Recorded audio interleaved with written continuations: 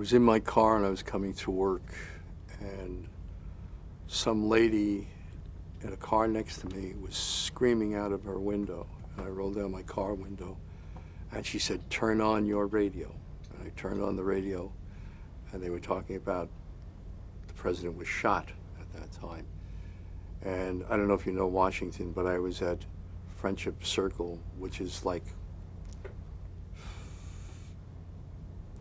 5 or 6 blocks away from NBC News Bureau here. And I rolled up the window and I drove into work real quick, and the newsroom was in total chaos. Everybody was running around like mad. And the bureau chief, who at the time I believe was Bill Monroe, said, "Pack a bag, you're going to Dallas." So I called my wife and I said, "Pack a bag for me and send it down by cab."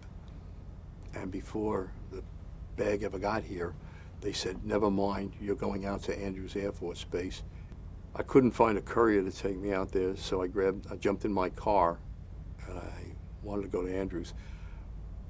The roads that day, I don't know, people went crazy that day. People left their jobs, they were going home, they were going to church, everybody was upset by what had happened. So the roads between here and Andrews Air Force Base were clogged with traffic, and I was having a heck of a time getting through. A motorcycle cop came in through the rows of traffic, and I rolled down my window and I yelled at him, and I told him who I was, and I showed him identification, and I told him that I had to get to Andrews because Air Force One was in the air and we were going to cover it. And I've never seen anything like it. He said, "You follow me." And he turned on his light and his siren, and we went across the median strip. We went over the grassy areas in the median strip. We went in between cars, around cars, and everything else.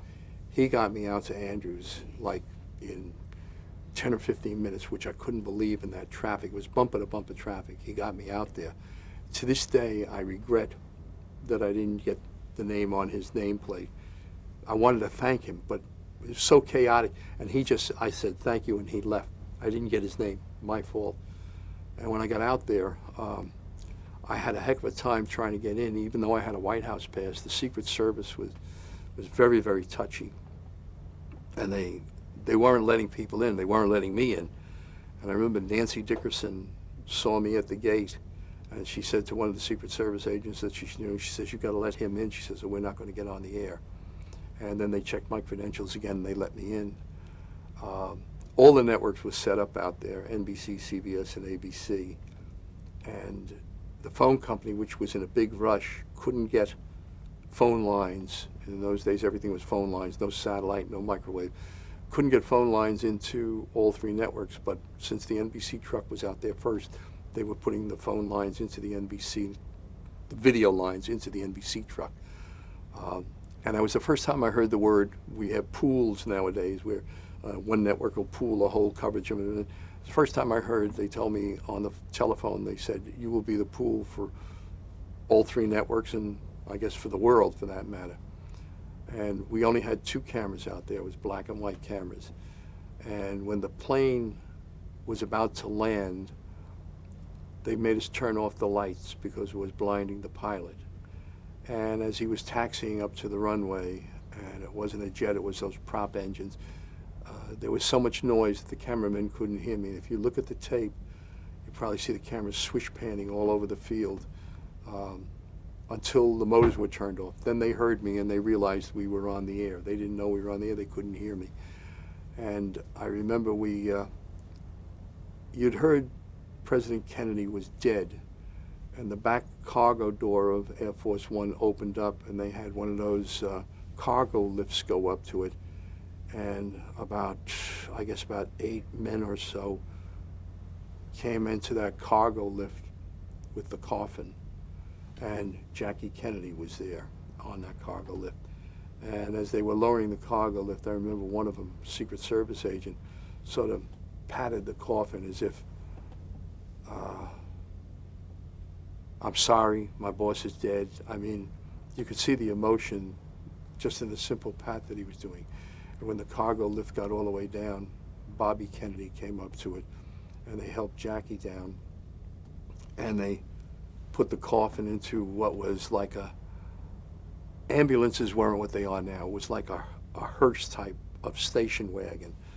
And I remember saying when they were taking the coffin off that lift and putting it in there, for the first time you saw concrete evidence that our president was dead.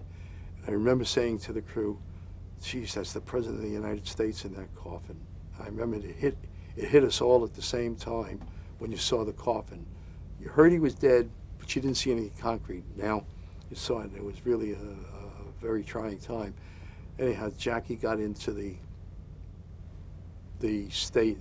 ambulance, and Bobby got in, and they drove away, and they went out to the distance, and I had the camera follow it as far as he could, watching the taillights disappear. Now, we didn't have helicopters in those days for coverage. And when he got really into the distance, I said to the cameraman, I said, slowly pan back to Air Force One, which he did. And he wasn't back on Air Force One more than 10 seconds when Lyndon Johnson came out. Now, we didn't know Lyndon was on the plane, and I didn't know Jackie was on the plane, I didn't know the coffin was on the plane. And Lyndon Johnson came out, he went to the microphone, and he gave his first words as President of the United States about how sorry he was.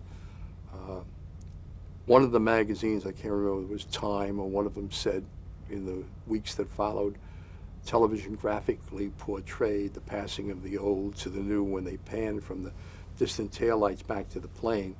And I said, more or less, that's crazy. I just didn't know what else to do with the camera, so I had him pan slowly back to the plane. I had no idea Lyndon Johnson was on the plane. And I guess about 6 months later, I did a conversation for all three networks with Lyndon Johnson was being questioned by Dan Rather, Ray Shearer, and Frank Reynolds. And when we had a lull in the setting up and everything, and the president was there, I described to him this whole sequence of events. And I said, Mr. President, I know you are an avid TV watcher. You have monitors in your office and you watch TV all the time. I said, were you sitting in the plane watching me pan back to the plane? He says, yes, and I figured that was my cue to come out.